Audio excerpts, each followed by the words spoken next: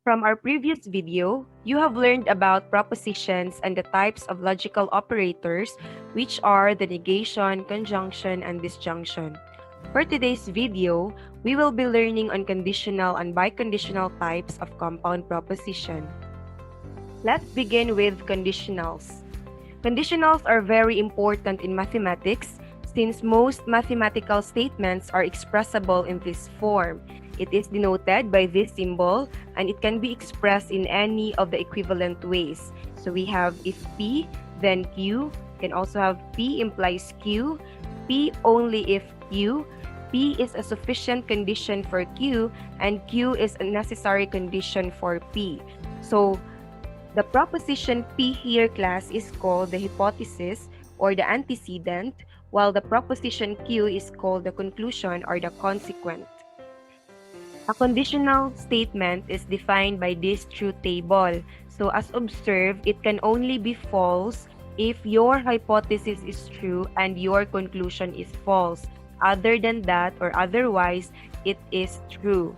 So to help you understand this table, let's have an example.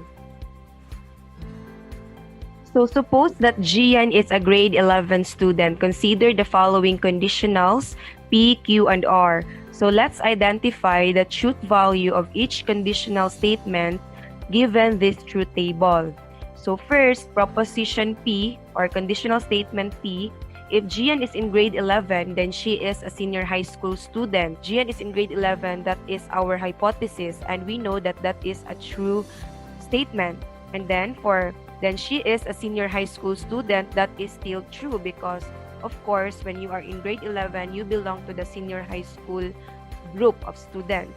So based on our truth table, if your hypothesis is true and your conclusion is true, then the implication is a true statement. So meaning our proposition P here is a true proposition. Next, if Gian is in grade 11, then she is working as a lawyer. So Gian is in grade 11, that is a true statement, right?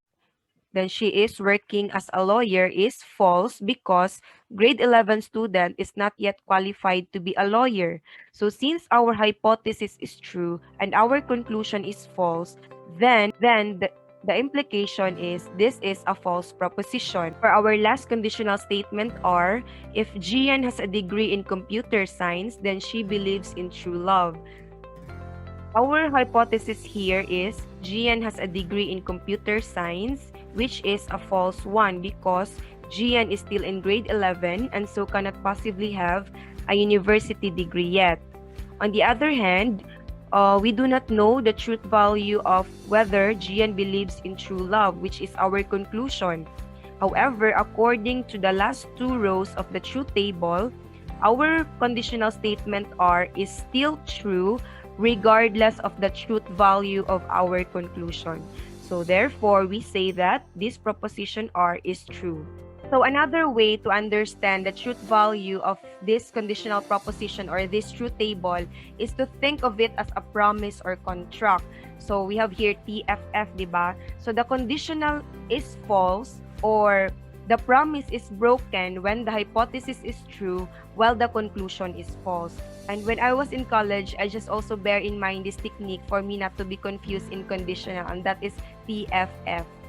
Okay, so if hindi yan TF, then that is true. Gaya ng T, T, so that FT, FF, so yun yung mga true. Pag TFF talaga yan. Now define another compound proposition, which is the last one, where we can derive from two conditional propositions, and it is denoted by this symbol. So we have a double-headed arrow, and this can be read as P if and only if Q, or if and only if can be shortened as IFF. The propositions P and Q are the components of the biconditional. So here's the truth table of a biconditional, which tells us that the truth value is true lang yan, class, when the truth values of your P and Q are the same. In the first row, both are true, so that is why the biconditional statement is true. And in the last row, both are false, so that is why our biconditional is true. Otherwise, it is false. So my former students also have this technique wherein they represent P as a positive integer and F as negative integer. So they use the rules in multiplying integers. So if positive times positive, that becomes positive, and then positive times negative, that is negative, negative times positive, that is negative, and negative times negative, it's positive. Okay, so you can also use the technique so that you can easily understand, or you will not forget how to find the truth values given in the conditional statement. So suppose that GN is a grade 11 student. So let's consider the following biconditional statements. So for statement P, GN is in grade 11 if and only if she is a senior high school student. So let's identify the truth value of this statement. Let's observe both simple components of P are true because true yung grade 11 si Gian at saka true din na senior high school siya. So meaning, according to our table, if both of the components are true, then that biconditional statement is also true. Okay?